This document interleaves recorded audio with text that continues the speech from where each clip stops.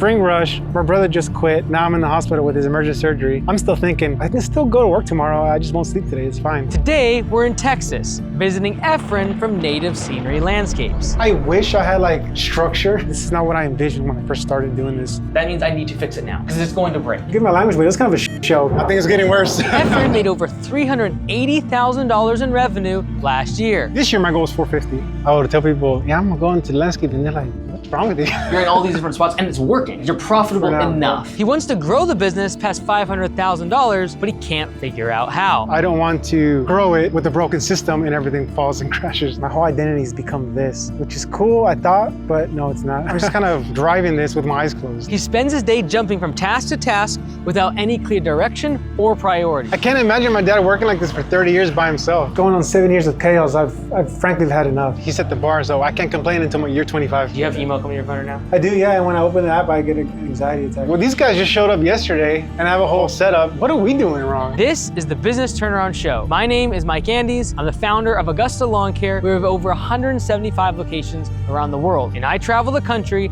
fixing struggling businesses. I just didn't have the clarity on where to start. If you do all of those things in the next 6 weeks, we'll be in a good spot. Well, this is perfect. This is exactly what I need. Our goal is to give Efren a strategy to turn around the company in the next 6 weeks.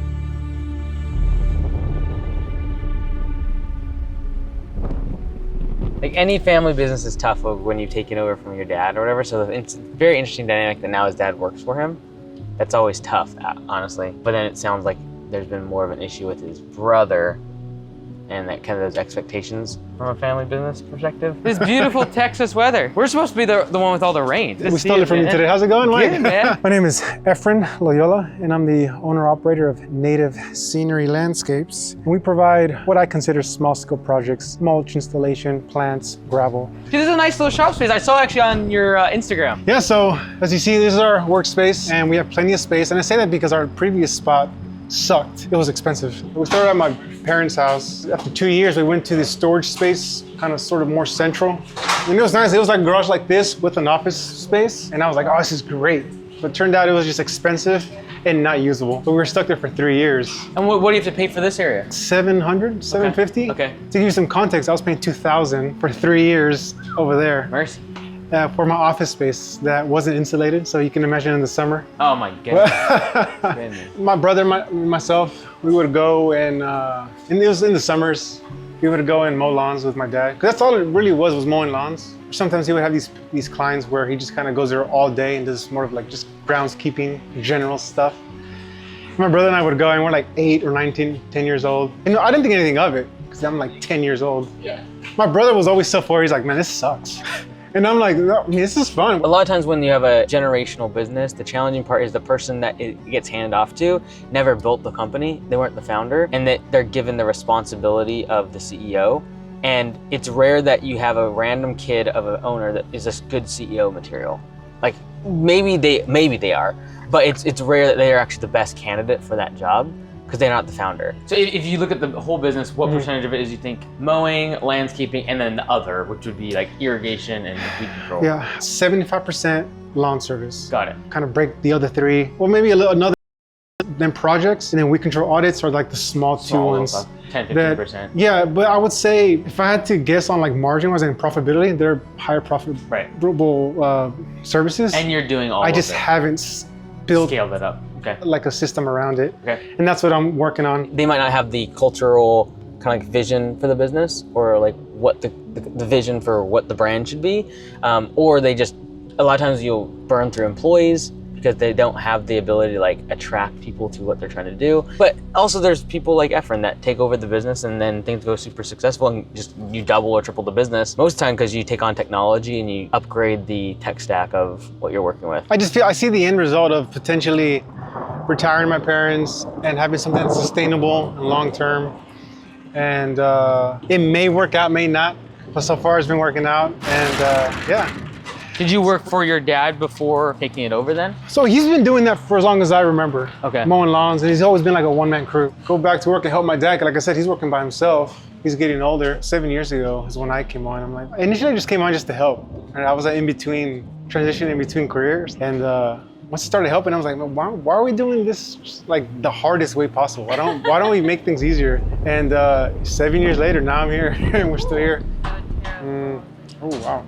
Let me introduce you to my dad. He's the guy that started it all. This is my dad, Efren Sr. When did he start it? Like 20 years ago? Like way So back? I'm 34, so when I was like 1 or 2, was when we started mowing. Like as a sense of like a means of an income. Really? As his full-time thing? Mm-hmm. Wow. I can't imagine my dad working like this for 30 years by himself. And I'm over here like year 8 and I'm like crying. He set the bar, so I can't complain until my year 25. That's when I'll think about giving up.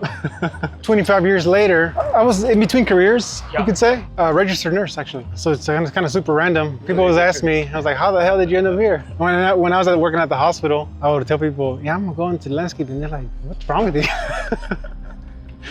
And but it's like, because all that background I told you, it's just what I know, and it's just very natural to me. I went back home to kind of reevaluate my life, like what do I want to do next? So I started helping my dad out again. He's getting older. I feel a sense of pride that me, my dad, and my brother did this together. I started first, and maybe 2 years later. Yeah, I was working security at the time, and then he told me about the company. I pretty much jumped on board around like 2019. Yeah, about 2 years, yeah. Yeah, it's been on ever since. Then eventually we branded ourselves, or I branded us. So I'm like 100% owner of this company of Native Scenery Landscapes. Yeah. Doing so, we kind of grandfathered in that clientele list. Fast forward to now, we manage about 50 clients or so. And we're just building sort of kind of these different departments of our business. And one of the big things I noticed at that time, every day we're out here, there's 2 or 3 new companies I've never seen before, lawn service wise. I mean, some of these things are like my dad's original tools from like 25, 30 years ago. Then I'm seeing these guys pull up in like new trucks, completely wrapped, these new Skags. And I'm like, what are we doing wrong? Like, well, these guys just showed up yesterday and I have a whole setup, and I'm like, what's going on? And that's when I started kind of just learning more about business just on my own. And once you open that can of worms, it's never ending. 7 years later and I'm still here learning, and I mean, I reached out to y'all, so there's still plenty more to learn. So you saw this car already. This is our daily driver. We have our utility trailer in the back. This is our big boy here. So when we do projects, exactly. Our dump trailer. I bought this pre-COVID, so since then it's I think tripled in price. I got lucky there. All my irrigation stuff's in here, and that's really helped in optimizing and just being efficient. And then how much of your week is usually spent doing irrigation in terms of actually in the field doing that? Since I've had this, I will say, yeah, like 10 hours, and it could easily double, triple. Just I haven't really leaned into it because since I'm the only one doing that, if I do that full time, nothing else in regards to like back end stuff, admin and everything. This and the weed control stuff, I want them to be big, equal parts of the business, just like everything else. I like for everything to be kind of equal in regards to lawn service, projects, and then irrigation, weed control. Just having it diversified, I think makes sense to me. Yeah, no, it's good. I'm leaning us more towards sort of like a full property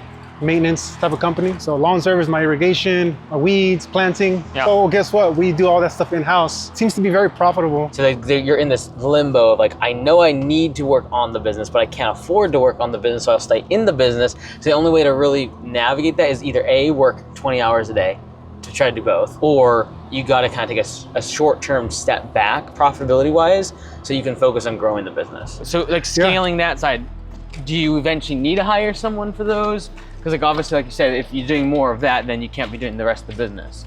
So what's your kind of long-term plan on that side? In general, would be to systematize some of these departments, I guess we want to call them. Yeah. Like you said, I can't go out there and put down the fertilizer if I also want to kind of build the system. Like I can't be in it and working at the same time. He's still producing revenue, and that's where he's going to hit a challenge right now. Is if he wants to grow the business, it'll require more of his time to not be in the field. However, by not being in the field, it's probably going to take away all his most profitable labor, which is irrigation and weed control, because that's what he's been doing. I don't want to grow it with a broken system and everything falls and crashes. Yeah. This year my goal was 450. Okay. Last year we did 380. There's 4 of them, including the owner, and if they can do 450, 480 this year, like that checks out. I'm gonna say 315. Okay. And the year before that, 220. It's a big jump there. Got it. And then 220, 2019 is about around 200. I think kind of floated. Got it. So we've always sort of grown. I feel like I'm just kind of driving this with my eyes closed. I kind of know what I want, but I don't have like these top things where I should work on these things to really take me to that next level. We'll try to figure that out. Yeah, for sure.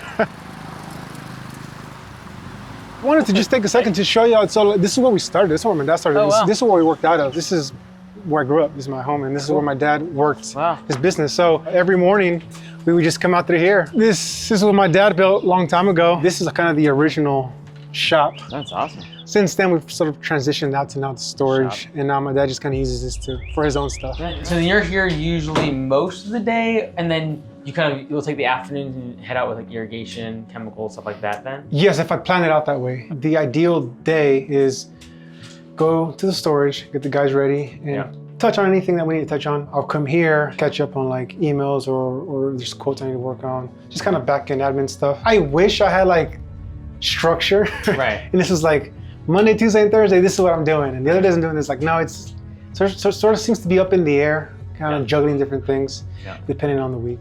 Got it. What's the next thing for you, in your opinion, to like either delegate or get rid of so that you can continue to scale the business? I feel like I'm missing systemization and organization. I'd hate to kind of get influx of marketing or sales or leads when I don't have any way of organizing it. It'll just add to the chaos. Right. Going on 7 years of chaos, I've frankly had enough. My life has completely just only become this. This is my whole identity now. Yeah. And I don't like that. I'm married. I recently got married. I want to have a family. I want to just be able to do other things other than just worry about emails and clients. I've been in this long enough to now see patterns and trends, and what has really gone to the wayside is my own personal life. Like I said, I recently got married. I don't do any more hobbies. I don't hang out. That allows me to kind of like refresh myself to continue doing business. So if I cut that out of my life, my business time is now limited. So I need to just get that back. My whole identity has become this, which is cool, I thought, but no, it's not. It just needs to be a part of my life, not my entire life. My wife is very patient, but I know there'll come to a point where it's like, come on, what are we doing here?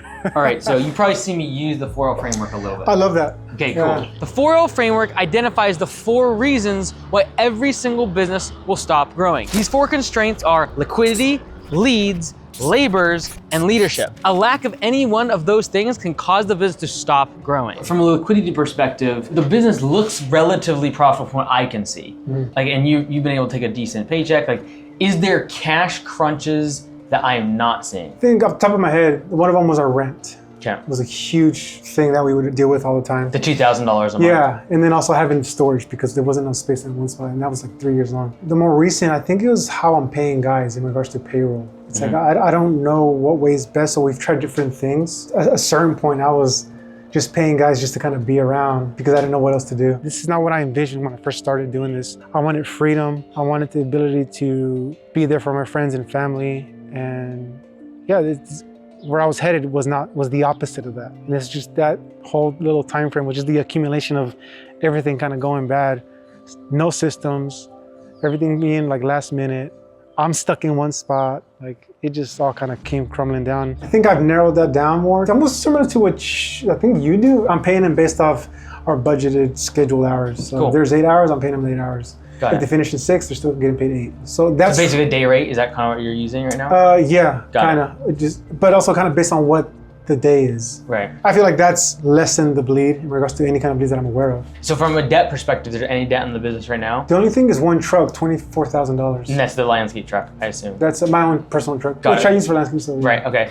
And then in terms of cash, usually I'm trying to hit like about 1 month worth of revenue, which in this case, you're probably around 40,000. Are we at that level in terms of cash in the bank right now? 35. Okay, so it's healthy enough. Yeah. There are 3 reasons why I don't see liquidity as the big constraint for the growth of the business. First off, we have about a month's worth of revenue in the bank. Secondly, we don't have a lot of debt. He only has a small loan on one of the trucks. And third, Efren doesn't have a lot of overhead. He doesn't have a fancy office space with utilities, and he's recently been able to downsize his shop space from $2,000 a month all the way down to $700. Really, there's not much of a liquidity, I don't see that as a huge constraint. Okay. As long as someone's has a 1 month of revenue in the bank, I'm like, green lights to grow, and we keep moving forward. Now, the next constraint of growth, since we've addressed the fact that liquidity is not the problem, is leads. And ultimately, leads will solve everything. It'll force the business to grow if tons of people are banging down the door saying they need services. The next constraint is usually, well, I need more customers. And right now, from what I'm hearing, you're like, hey, I'm pretty confident if I can just not have to do all this admin work and not be out in the field, I can go get more leads, i.e. also upsell my existing customers more services. Yes, that's right. In terms of your current website, did you build that, or, because it looks really good? Been there, done that with the website. I started doing it myself. And I'm like, this sucks. I don't know what I'm doing. Yeah. And so I had that one built Okay. 3-4 years ago. Okay. I've started from doing it myself. Like you got Squarespace or whatever, and you do things, and you're like, oh, it looks pretty good, but it sucks, but you don't know that because you're the one doing it. But it's been outdated, and I kind of lost contact with the guy that made it. I was taking advice from a professional, but like it didn't work out. That's a big lesson you learn when you're doing business. It takes multiple iterations. I see your show, and I really like your mindset behind the website, how it should look, feel. And you sold me on that. So I've actually, a couple weeks ago now, I signed up for the website design. Okay. So that's getting built as we speak. Oh, good. And Mike just is speaking my language here.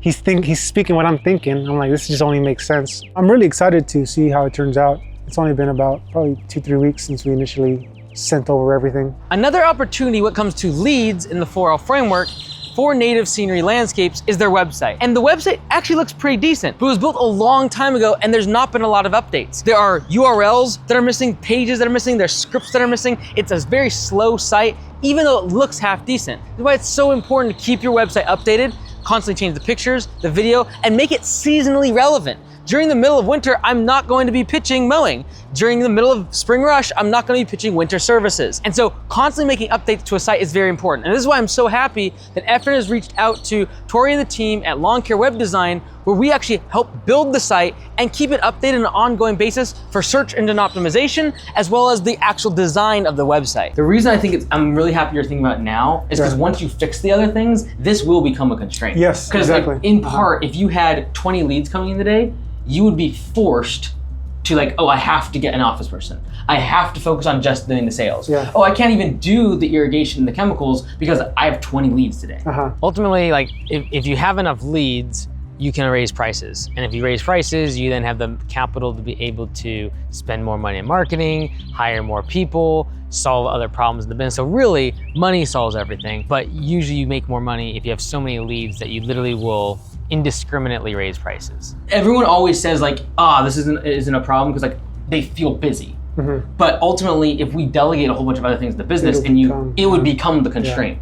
And also, if you had 5 times as many leads, you would immediately have to figure out delegation and systematization of everything else. Him saying that was not, I didn't expect that. That seems counterintuitive to me, right? Because I'm like looking the opposite. I want to relieve pressure. And so I don't think leads is the current constraint, but just know it will become the constraint as you continue through this, continue growing. As things get organized and structured, streamlined, we are going to need that flow of leads. Totally. Makes sense. Yeah, so if you think about like a funnel, if you have certain bottlenecks in the funnel, there'll be backups of fluid if you're pouring water through. And sometimes we as business owners are good at dealing with pain. And so we'll deal with a little bit of a bottleneck and we'll be fine. One way to really accentuate though and identify the bottleneck is just dump more in the top. And so a lot of times when you dump more leads on something, you can like, oh, like this is a constraint because I will never be able to process this many leads. And so, especially in a business like his where he's been working off of mostly just referrals and upselling his existing customers, you pour a whole bunch of new customers in that funnel and all of a sudden like, oh my word, I need someone to answer the phone. Oh my goodness, like I can't get to all these estimates. Oh my goodness, like I'm getting all these irrigation leads. Maybe I can't do the irrigation myself. And so you identify the constraints many times by like testing it. So even in software, we will put 10 times the amount of traffic on the site in order to be able to identify where are the bottlenecks, where are the breakage points, where are the weak points of the software. The same thing is true in business. In my opinion, lead solves everything. It pushes you. It does. To do forces growth. Exactly. The website will be improved. Yeah. Then it's a function of like, right now we have never done any sort of marketing. It's always been a matter of upselling our existing customers. Yeah, it's our branding in a sense. It's our word of mouth, but no like X amount of dollars goes into marketing and this is what we got. Like that's never happened. Which is fine because I don't think we've even squeezed the juice out of our existing customers. I agree. Right, you've been focused on this. You have not actually even like pitched irrigation to some of them or like chemical weekend. Because you're like, I don't really have the time to do that. I gotta do this. Yeah, they just ask. I'm like, yeah, I do it. So really, I believe like right now we go from 380 to 600 by simply you focusing on upselling higher margin services. There's one thing that we want to focus on first, and that is upsells. Those are the customers that are already inside their database, they're already serving their property, but he hasn't even told them about weed control. He hasn't even told them about the fact that they do irrigation. And these are their highest margin services. And so we want to focus on telling our customers via text, email, and phone calls that, hey, there's not just mowing that we do these other services, and we can increase the lifetime value of the customer. And if they're spending $1,000 a year, if we can get that $2,000 a year, we can effectively double the size of the business without any new customers. The low-hanging fruit is, from a leads perspective, we gotta get more upsells. And that's going to be the higher margin services of irrigation and weed control. And so right now, customers might call, hey, I have this problem. You're like, I can fix this, no problem. And you got an irrigation job. Have we done any sort of campaigns around email or text blasts to our existing customers around those services? No. By increasing his lead flow using his website, as well as increasing the upsells to his existing customers, I think that the business could literally double without spending a single dollar on marketing. So like, that's low-hanging fruit. I think we go from 380 last year to 500 just by you being able to focus on that. That's a great idea. Yeah, I've signed up to other companies' newsletters, and they'll send like seasonal things, and I'm like, this is a great idea. Sometimes I'll print them out so I can copy them for later. Like, this is a great idea, and so that's essentially what Mike's talking about, is having these seasonal kind of reminders, awareness, because it's not always at the top of mind for clients, and that's what we're here for, to take care of these needs. And when it comes to labor, the third constraint inside the 4L framework, I need Efren to understand where he's actually spending his time right now. From a labor perspective, I know you're paying kind of like by the budget hour / how much work is getting done. Right now, you have your dad, you have your brother, and then you have Ricardo, who's been with you for a few years. My brother quit week 2 of Spring Rush. This year? Yeah, this year. Oh, man. My brother left. It was already pressure, and then my brother leaving, it just doubled it. Like a few months ago, I did quit for a month because I just didn't know if I wanted to do this anymore. Don't even get me started. He quit week 2 of Spring Rush. When that happened, it forced me to go and do hiring. Forgive my language, but it was kind of a shit show. Mind you, Spring Rush, my brother just quit. Now I'm in the hospital with his emergent surgery. And like I said, I have projects in the schedule with already deposits ready to go. I'm still thinking, I can still go to work tomorrow. I just won't sleep today. It's fine. Because it's like, he get all kinds of people, and it's just so time consuming. I'll get applicants 2 weeks later, I'm trying to interview them. They already got a job. Right. And I was like, yeah, I'm not coming on Monday. And I'm like, what do you mean you're not coming on Monday? But anyway, he's here, so it worked out. So that just went to hell.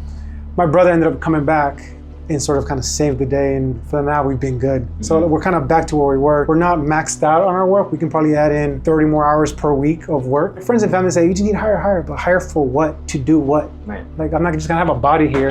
I need to have direction. It seems counterintuitive, but the reason that you don't feel that pain is because you don't have enough leads. You can't afford to go hire an office person, but you also need to go get some estimates, and you also need like be doing irrigation and weed control. Like you're in all these different spots, and it's working. Like, you're profitable enough. Yeah. That seems counterintuitive to me, right? Because I'm like looking at the opposite. I want to relieve pressure.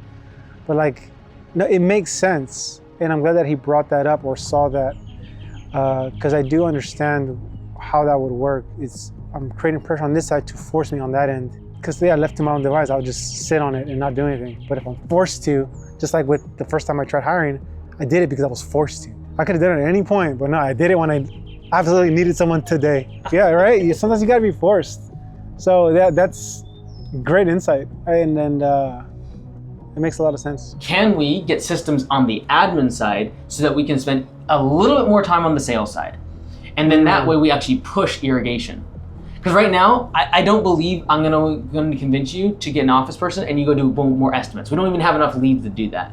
But what we could do is you focus more upselling irrigation, doing a $120 an hour task, and delegating a $20 an hour task. Yeah. Because it sounds like a decent trade to me. Yeah, it seems like it's just kind of math at that point. It just makes so much sense. Then the thing is like, well, what about all these other things I got to get done throughout the day?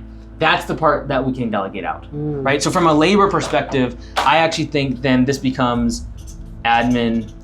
Delegation.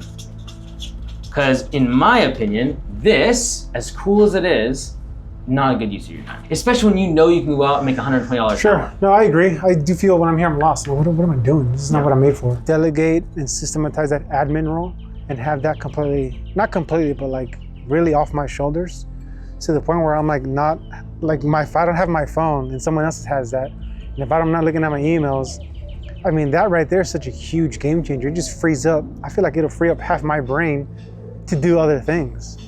So I would say that's probably the number one thing is admin role, taking it off me, and that's someone's responsibility now.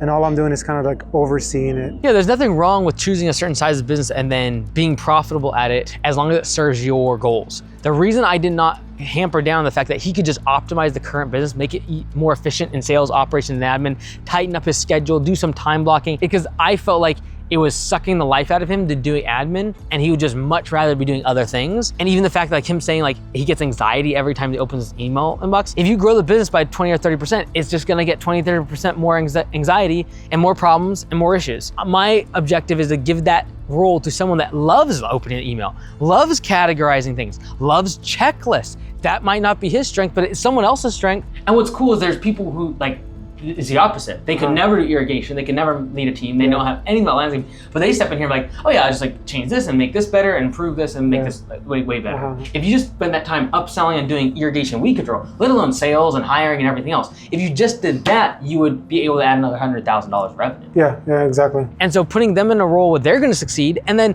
allowing him the time to go focus on something else that he will also succeed in, which in this case is, first off, operations, doing more of the work that's really profitable, and then down the road, sales, leading the team, hiring, which I actually think he's gonna do a really good job at when the time comes for that. From an admin perspective, before we talk about the system of it, is there anyone that immediately is jumping in your mind like, oh yeah, they could do my admin right tomorrow? Is there someone already that like has helped you a little bit? What's our current team or just people you know? People I know. I've always thought about like, my wife, or I have a cousin that he's a little younger than me. He's asked me about stuff like that. My hesitation's always been like, I don't even know what I would give you. Right. How can I hand something off when I don't even know what I'm doing? Like, I'm like, yeah, I kind of do this and I kind of do that. Take care of it. I'm like, what? So this is what I would recommend doing. I would do a time audit for a week. I want to know everything you're doing every 15 minutes. It's a pain in the butt to do a time audit. I've done it twice. I've done it twice, and I'm like, this is it hurts.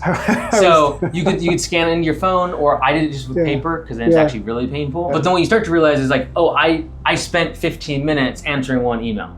Okay, I spent another 15 minutes literally just waiting on the crew to get back to a job site and drop something off. Like you start to see all these massive holes in your day. Every 15 minutes having an alert go off and you have to like write down what you're doing and then categorizing that in terms of, is that sales, operations, or admin? That's extremely time consuming. But what it does is open your eyes to how long you're like wasting time waiting for someone. You are randomly looking at your inbox and there's no emails, waiting for an email, looking at your phone and scrolling on social media. There's so many different wastes of time throughout our day. And you can become 30, 40% more efficient just by squeezing the time out of the 8 hours or 10 hours or 12 hours that you're working. Also, what you start to realize is like, oh my word, I'm switching different tasks throughout the day a bazillion times. There are switching costs. I would take 3 colors and I'd just be like, okay, so if these are my time log, okay, these admin, these were sales, these were operations, and I just break it all into sales, operations, and admin. Right, those are the 3 functions that you're serving right now. You're doing some sales, some estimates, etc. You're doing some operations out in the field doing of the work, and then you're doing some admin. Anything here. There's 10, 15, 20 seconds associated with this, like focus on this thing. Okay, now I'm switching to this thing. Then I'm switching to this thing. The more times you do that, and all of a sudden that 15, 20 seconds becomes a real meaningful part of your day and can absolutely be more prioritized, more time blocked, and then just be more efficient. And that's like the next level of entrepreneurship is like, I need to do more work, but then I need to be more efficient at the work I'm doing. I wanna know what percentage of my day am I doing these things, knowing that right now, this is your lowest leverage task. This is your next highest leverage, and this eventually will be your highest leverage, right? So you're doing all this admin work that is probably on average $25 per hour tasks, right? If you go out and do operations, right now, you would earn $100+ per hour. So it makes sense we should be moving from admin to operations. It pays for itself. And down the road, once you get a bigger team, you start to grow, and now you've hired out people to do irrigation and weed control. Now sales starts to become like a $200 an hour task. Yeah. So doing the time audit and categorizing it into sales, operations, and admin, I think just gives me a framework to really try again and just succeed at it this time. And I would make a list in addition to your time audit of just like the random tasks you're doing. I check the bank, I cash checks, I open up the email, I check the phone, like just make a list of them all. And then I've got to create systems that someone else, I can give this to someone else and they're like, do it. That's kind of been one of the issues I've been having is these random tasks. It seems kind of off, but you're saying that's just what people do. Yeah, well, one person will do, check the mail, check the PO box, answer the email, follow up on this quote. And like they're so random, but I guess they're all. Well, going back to like your education, like it's like nursing. Like there's one time you're going to be cleaning someone's instruments, another one you're checking their blood pressure, another. Like it seems random. You're 100% right. But every time you walk into that room, there's a checklist. Every single time you're signing off on things. There's a process in place to organize the madness. Otherwise, it would be madness if every time you just walked into a patient's room and it's like, yeah, help them. It's like, whoa, I need records. Yeah. I know who did what. I need to know what was administered at what time. Like that's what we need to do for the business. I see. So when someone walks in here, they know, okay, I have X amount of emails. Okay, I immediately know these ones I can put aside. Which ones are actually important? What tasks are most important? And then what's the checklist I work through? Okay. Right. So like right now, you are doing the checklist. You're just kind of like randomly do it throughout the day. It's all in your head. I need to figure out what's the most important thing when you walk in here. Like, okay, is it first? I need to make sure that emails are checked. See if there's any fires. Exactly. Okay? Great. That's rule number 1. 2. Check the voicemail in case there's anyone that needs to change their schedule for today so I can notify the crew. Step 3, are there any overdue payments? Like you just start creating a checklist of all the things you're doing, but you need to rank them in priority. Well, interesting. I created this issue that was non-existent. Me thinking like, no, these things are too random for one person to do. It's too random. But you're right. As a nurse, you walk in, you're doing the blood pressure, but also cleaning the room. They're two random things, but it all within the same scope of work. Yeah. So yeah, that did completely clear it up for me. When I'm doing coaching, I'm always trying to look for like, where's the unlock? And I wasn't getting it. And so I felt like I was sporadically hitting him at a bunch of different points and it wasn't clicking. And so I always go back to what can they recognize? And if you went to 4 years and got your bachelor's in science and nursing and then did nursing for several years, you are in that world. So I just stepped back to what was familiar to him, and that was his aha moment. First, we need to create the demand so you get convinced that I have to delegate this. Then we have to create systems around that admin side, using our task list, using checklists, and literally just keep thinking about, okay, as a nurse, what did I do? Right? What did I prioritize? What is the measurements of success as an admin person? And then you create those benchmarks. Okay. And then it's a function of, okay, now I got the checklist. I got to train someone to do this. I'm gonna make a video, screen recording of every single task. And these are 1 to 4 minute videos of every single one of the tasks you just wrote down. Okay. How to do your email, how to send out invoices, how do you do scheduling. It sounds to me like Ricardo down the road will probably become more of an operations manager, right? Like making sure the crews are set up in the morning, making sure that the equipment is ready to roll, etc. I could see that. He can grow into that role. And then that's what eventually you will be able to hand more and more of operations to him so you can move into sales. Just unlocking upsells will create so much pressure you will be forced to get an admin person. I would like though that when that happens, we have systems in place to be able to delegate it. We're able to hand it off to someone else. That gives me the confidence to just jump into it. And you don't think about that initially. In the beginning, it's like, I mean, you listen to all like the motivational whatever podcast videos. It's like, how long can you sprint without knowing the whatever? How long can you hold your breath?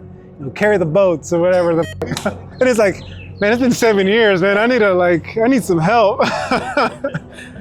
How much longer can I hold my breath for? How much longer can I sprint? I've been out 100% for the last 5 years. And that's what I felt alone in. I felt like everything I saw around me was like, yeah, I'm year 3 and I have 15 employees and this and that, and we're gonna gross $3 million. I'm like, what am I doing wrong? I'm like double that amount of time and I have nothing even close to this. So it does make you feel alone, but that's like, that's looking at life through an Instagram filter. So it's hard to know what's real, what's not. That's their story, that's their whatever. I have to focus on mine and what I can do, my variables. I can't compare my life to someone else's life. Who knows what their upbringing was? And so I kind of come back to that, and it kind of helps me be a little bit more patient. It is literally a function of like, okay, I walk in the door and I am like, okay, email. Yeah. All right.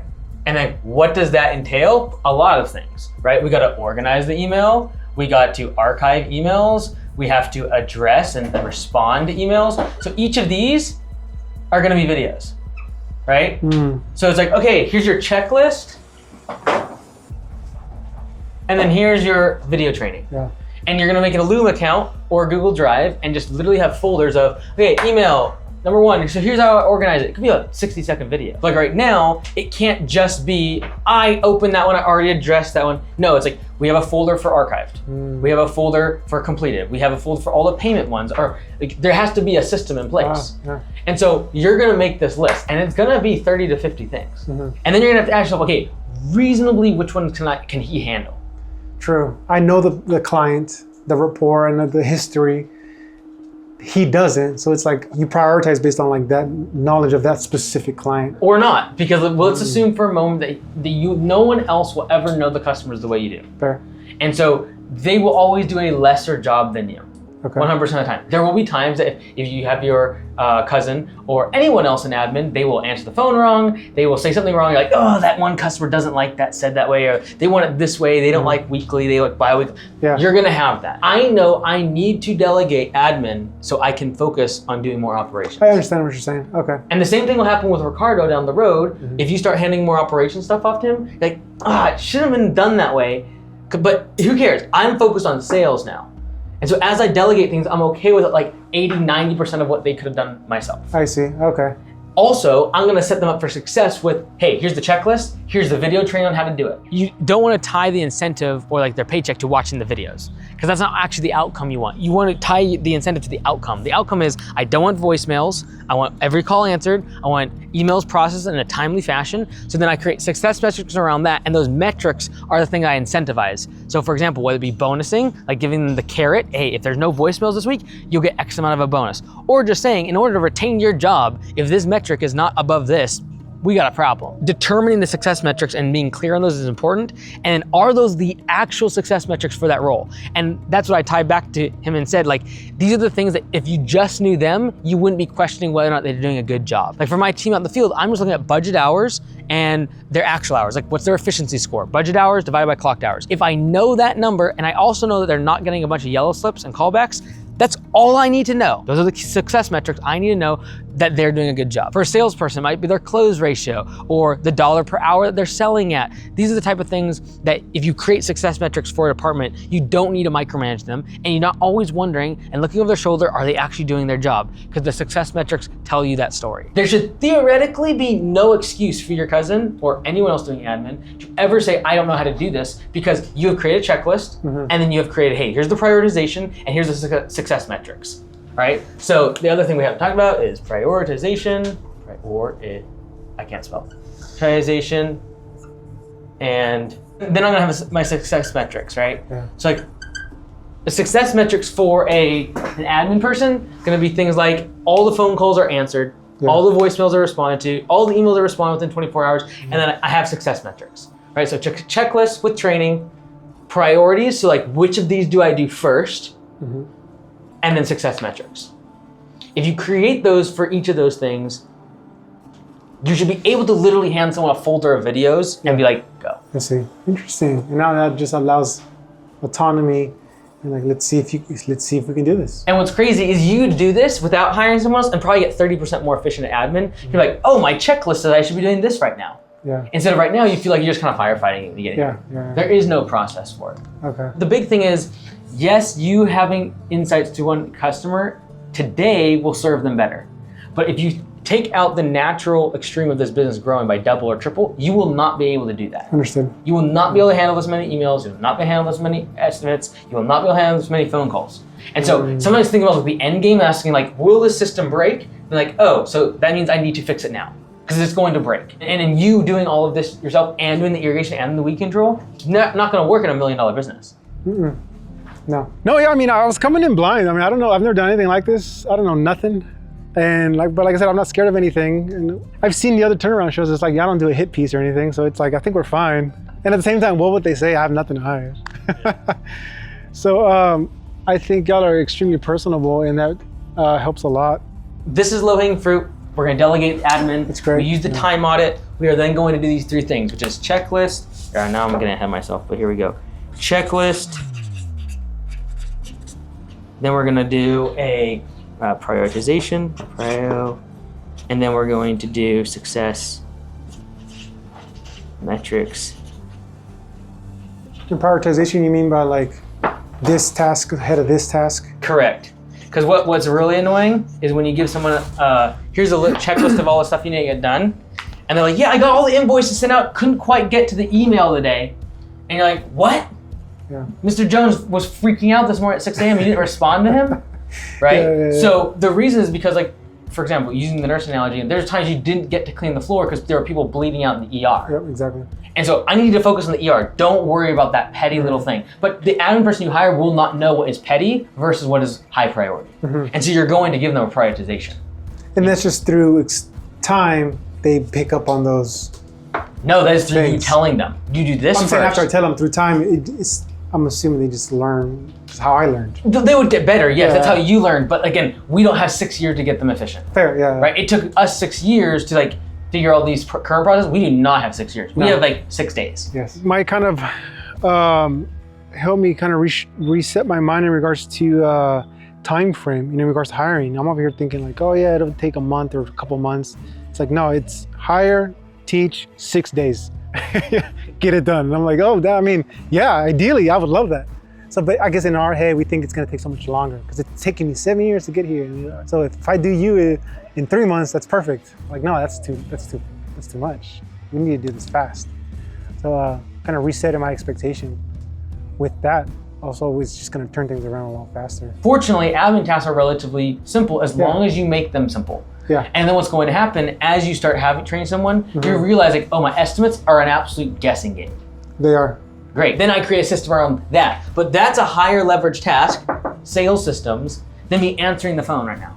And so that's a good problem to have. It's like, okay, now I have time because he's handling the email and he's handling the phones. I'm going to create a better pricing system. When I look at a job and I make a video and I put the notes together, I follow a certain system. Yeah.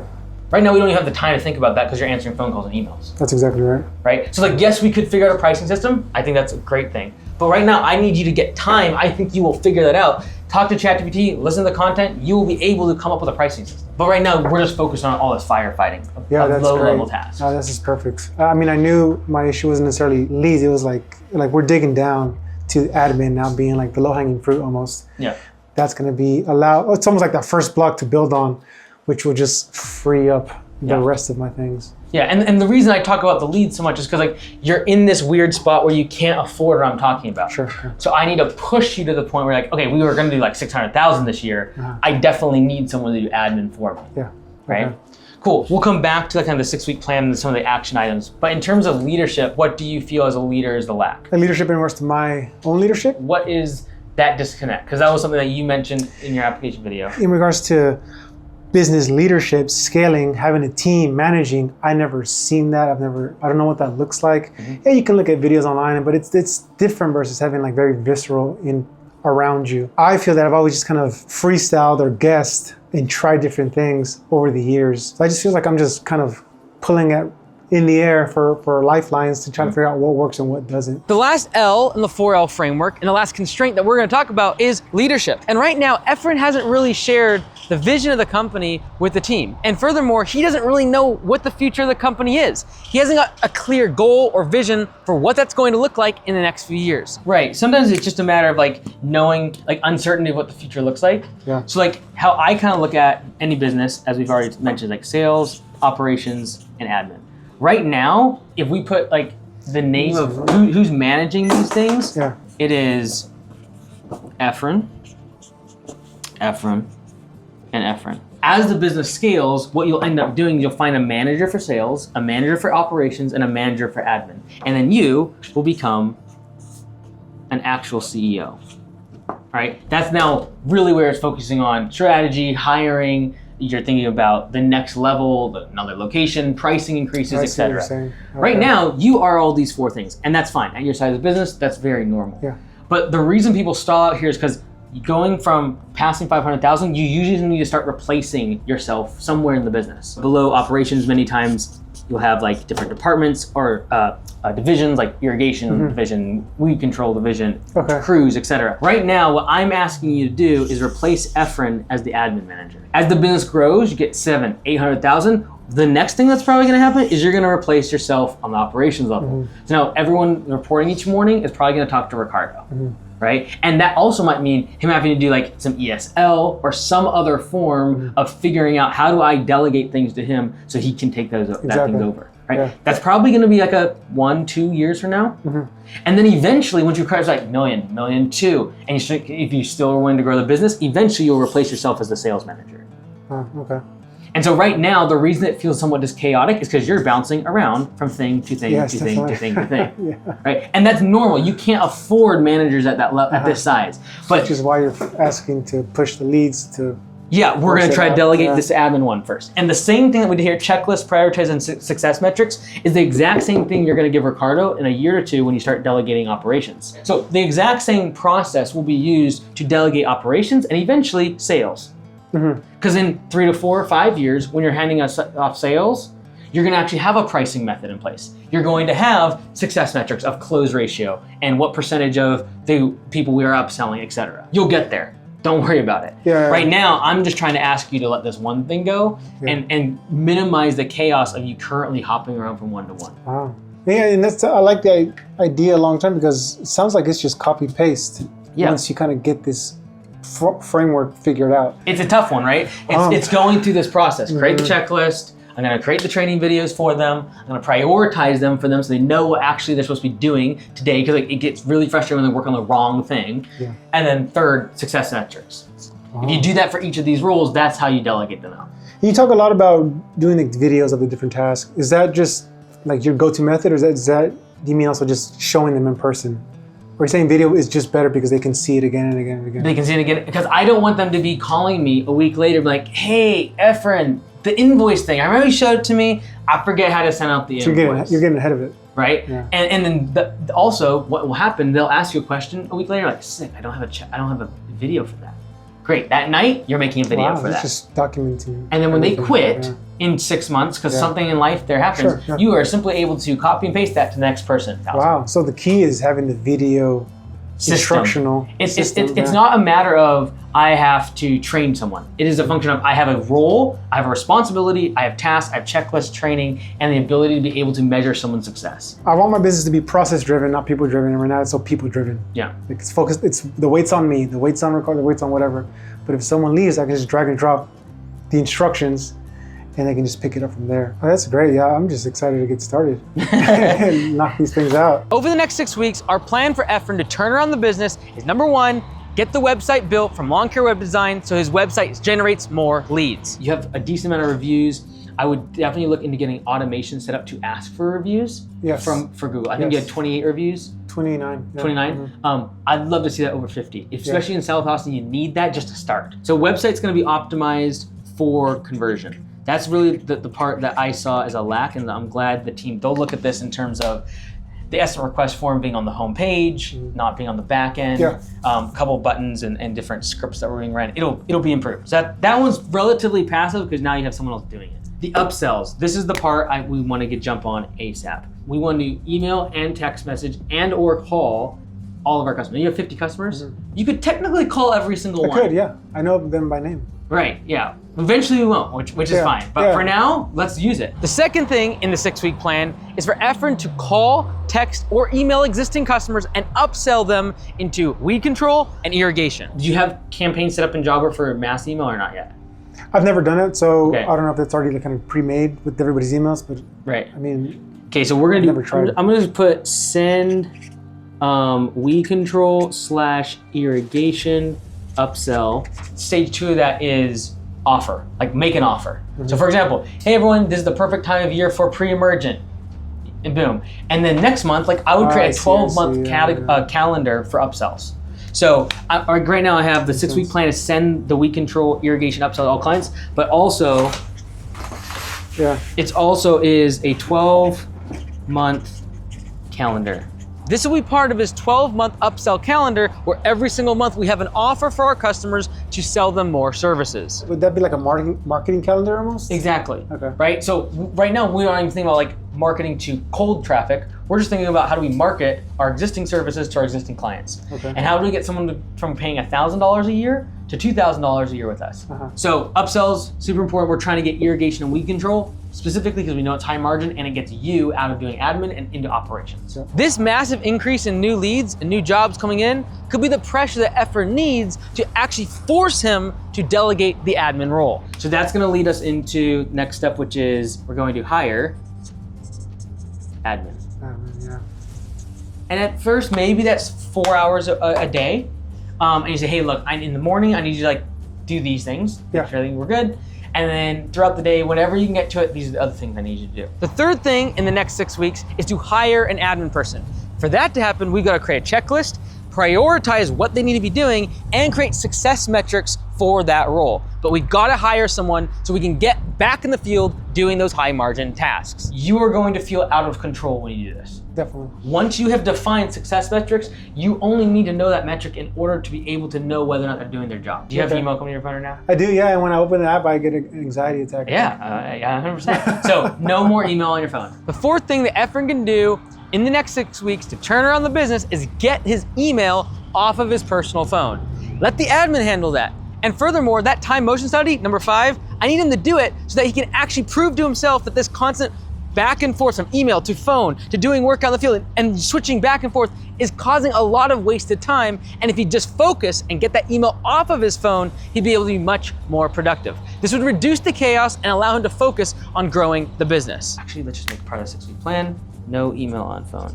We can't have no email on phone. We don't got time for anxiety every time you pick up your phone. No, I agree. So I know it's like. I think if I can touch on something, I think one of the big things that kind of was a realization for me was being too kind of scared to fail, which is weird because I try to fail on a lot of different things, but for whatever reason, I'm like, I can't pass this on because this isn't perfect. This isn't the perfect checklist of things. I'm like, well, you figure out as you go. Like, for example, taking the email off my phone. I'm like, that seems scary to do, but I'm like, yeah, but you figure it out. They miss an email, someone gets mad, well, you figure it out, problem solve. It's not the end of the world. It's okay if things break a little bit. And being okay with that is, I think, a big breaking point to get to the next level. You could just have it, like, I'm assuming when there's a voicemail, it goes on your phone? Yeah. Yeah, so you could literally just run a filter of like, last week, how many missed calls did we have? Okay, just how many voicemails did we have? Yeah. Every time like, we miss a call or a voicemail, that's a loss. That's something messed up. Sure. And so I would recommend, even if you have someone working, say, 4 or 5 hours a day, I would then incentivize them extra for not having a voicemail. Hey, if there's no voicemails for the whole week, you get like $100 extra. That way, even if they're off the clock, maybe they'll answer the phone because it's a 2-minute call, but you have phone calls getting answered. Yeah. Wow, it's so cool to hear your perspective because coming from like a W-2 background of like a structured, you work from this time to this time and this is your role. Like in business, everything's just, you just make it up from thin air. Like this job role, like yeah, in this job, you're gonna work X amount of hours in the morning, X amount of hours in the afternoon, these are the metrics. And it's like kind of just, when you come from like a corporate job, it's just kind of unheard of from my perspective. Yeah. Because you just made the job from scratch, depending on your needs. Yeah. And that's cool. Yeah. To like know that we can do that. I guess I just needed to hear it from you. Yeah, no, it's cool. I love it. I don't say taught or raised to just kind of fall into a role that's been created and we just think that's how it's always been. But when you're on this side and more the architect side, it's like, oh, you're creating something from nothing that fits your needs and your business needs, and hopefully someone kind of likes that. I don't say permission, but like kind of hearing Mike talk about that, I'm like, oh, it kind of does give me that permission to be like, it's not weird. I can create this weird job because that's what I need. The end. If you do all of those things in the next 6 weeks, we'll be in a good spot. I think I have the time to do it. I just didn't have the clarity on where to start. And having like, here I have like 1 through 6 steps and I'm like a systems guy. I'm like, this is perfect. This is exactly what I need. I can just kind of knock them off. So my hope is that within 6 weeks, when we talk, I'm like, oh, guess what? I got everything done, or I'm on the last step. Like, yeah, I'm just knocking them down one by one. So I see it as completely doable. Yeah, exactly. So I have the roadmap here. I've been looking at it kind of since y'all left. I have it up on the wall there. That's the first thing I really worked on. I've done a time audit before. This is probably the 5th time I've tried to do it. But for whatever reason, after speaking with Mike and him also mentioning, like, yeah, it is difficult. I'm like, oh, okay, well, if he thinks it's hard, then I must be doing it right. And I guess it's not just me. So after I did it this first time, I did it for 7 days straight. I was able to really see where I was wasting my time and what kept coming up in regards to like a admin task. So after that 7 days, I was able to sort of get that list and narrow it down to like 2 or 3 different things that I thought, okay, these things I can delegate to an admin personnel, and which ended up being my next step. So I actually did delegate the admin stuff to a virtual assistant. So she's been on with us now for probably about a month. And man, I'll tell you right now, that's a game changer. That, I mean, I cracked the code. That really opened up the floodgates for me to, primarily buy my time back, but then just kind of divert my attention to way more important things. So yes, I can safely say that I can check that off my list of, don't look at my emails as often. To me, doing the admin stuff is like, I felt like if that was the only thing I did for this year, that was such a game changer, because it's allowed me to buy like 15 hours of my time back a week. And that's a big chunk. And I've been running on a treadmill stage for like 7 years at this point. So I'm still kind of like, I feel like I'm in limbo. Like I was living this lifestyle for so long. Now that it's different, I'm like, well, what do I do now? So I'm still getting used to it. But yes, the next thing was the website, which I use Lawn Care Web Design.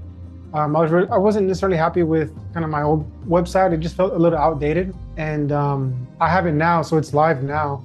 And it's awesome because they have our request form on the website. A client can go in, fill it out, and that goes directly to our inbox or jobber. And we can just go through a process. It's way more streamlined. It's just modernized. The interface is great. So yeah, that's a big check off the list of things to do. No complaints there. But the next one is, the upselling the services.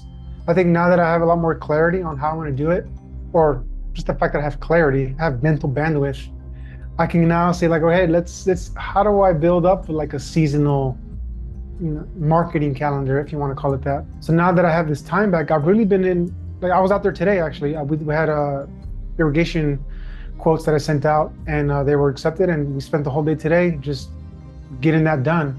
And now I'm kind of learning the process of like how to go about just scheduling my day around that.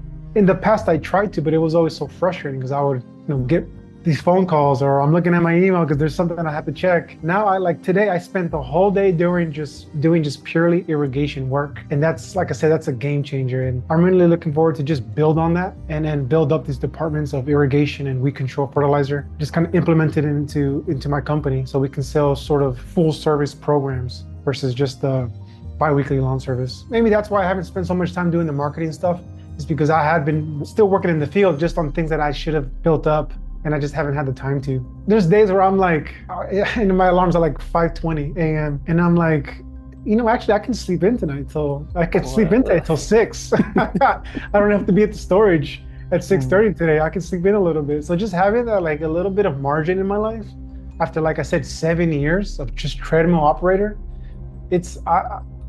I'm still kind of just soaking it in and appreciating it. That weather is how I felt at that time, like physically, mentally. Like here in the org chart, in the leadership section, clarity was one that was lacking. I didn't really understand what Mike was telling me at the time until later. And, I was lacking a sense of clarity, not only for me personally as a business owner and what's next, what do I do? I was just kind of stuck in the hurricane of things that just felt like it was never getting better. And in doing so, I was also causing a lot of confusion within my team members. They didn't have any clarity within their roles. So that's one of the big things, aside from everything else, that I've really been spending a lot of time sort of kind of working on, is having more clarity for myself in regards to this business. Now that I have my time back, I can spend some time to kind of think. And in doing so, I really feel a lot more confident in bringing clarity to the guys, my brother and Ricardo, and in their roles, so they can really take the lawn care leader and project manager roles and just run with them. I've done this before in the past, but it fell apart because I didn't have anything really set in mind, and I was just all over the place. I wasn't in the right headspace. But now, I feel just a lot more confident as a business owner. And in doing so, I think the guys also feel that confidence, so they also feel confident in their own roles. Not that they have guidelines and just clarity in general.